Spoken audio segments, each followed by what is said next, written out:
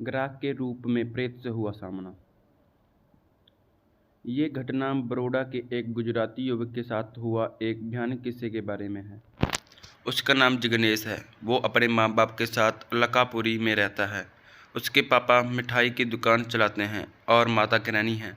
5 साल पहले की ये घटना है जिसकी वजह से वो आज भी डरा हुआ रहता है। ये पूरी घटना के बारे में वो बताता है। इस घटना को याद करने आज भी मेरा दिल की धड़कन बढ़ जाती है। डर के कारण मेरे हाथ भी कांपने लगते हैं।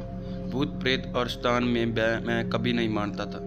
ये सब बातें बकवास है ऐसा मानता था, लेकिन ये घटना के बाद जब मैं अंधेरी गली में से भी निकलता हूँ तो मेरे पैर धड़ धड़ कांपने लगते हैं। आज मेरी ऐसी हालत हो गई है कि आज तक रात को भी सोने के समय घर की लाइट चालू रखकर सोता हूँ। मेरे पापा बहुत ही कड़क स्वभाव के हैं।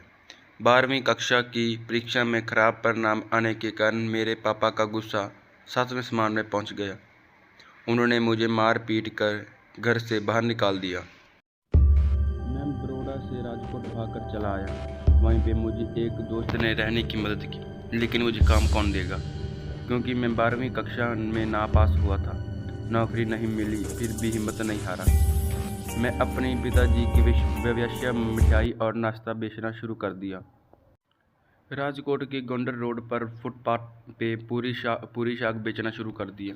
मिठाई बनाना और सारे प्रकार के नाश्ते बनाने के काम मुझे मेरे पापा ने बचपन में ही सिखा दिया था।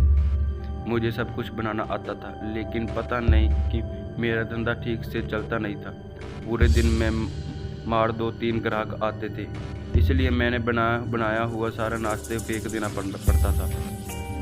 गोंडर रोड पे मैंने जहाँ पर लारी खड़ी की थी वहाँ बहुत ही भीड़ भाड़ी वाली जगह ही थी। मेरे सामने सारी लारी पर भीड़ लगी हुई रहती थी। मेरा ही काम बंद रहता था। मैंने आखिरी में हार मान ली और सब कुछ बेचकर घर वापस जाकर पिताजी के पैर पकड़कर माफ़ी मांग लूँगा। उस दिन दोपहर के 12 बजे मेरे डर की घटना शुरू हो गई। मैं अपनी लारी के पास खड़ा था। आसपास में बहुत भीड़ नहीं थी। मैं पास की दीवार पे पेशाब करने के लिए गया और मुझे जोरदार झटका लगा। वहीं पे एक भयानक आवाज़ सुनाई दी और मेरे होश उड़ गए। मुझे ऐसा लगा कि कोई प्यासा पानी पीकर संतोष हुआ, ऐसे खुश हुआ। थोड़ी देर में देखा कि मेरी लारी के आसपास भीड़ जमा होने लगी और मैं ज़मीन पर गिर गया।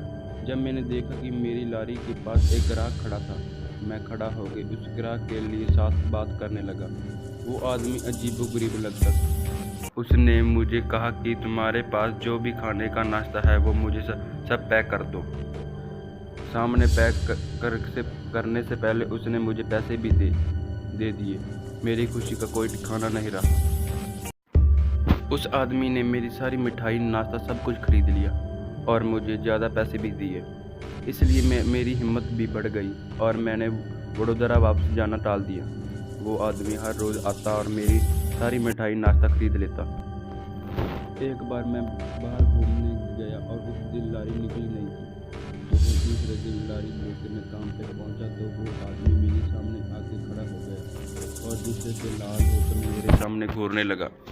उसने मुझे सिर्फ इतना ही कहा कि मैंने तुम्हारी तकलीफ में मदद की और तूने मुझे कल भूखा रखकर उसका बदला लिया। मैं तुम्हें इसकी सज़ा दूंगा। बस इतना ही बोला कि वो दीवार के पास पड़ा पत्थर की तरफ गया जहाँ मैं पेशाब करने के लिए गया था। वहाँ जाके वो अचानक गायब हो गया। उसकी धमकी और उसका गायब हो जाना देखकर मेरे तो पसीने ही छूट गए।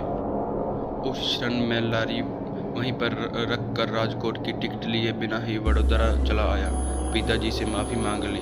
अब तो राजकोट शहर की बात तो दूर, उसका नक्शा भी देखना नहीं चाहता। अब तो हर समय एक ही डर सताता है कि वो रहस्यमय प्रेत इंसान मेरे साथ कैसा बदला लेगा।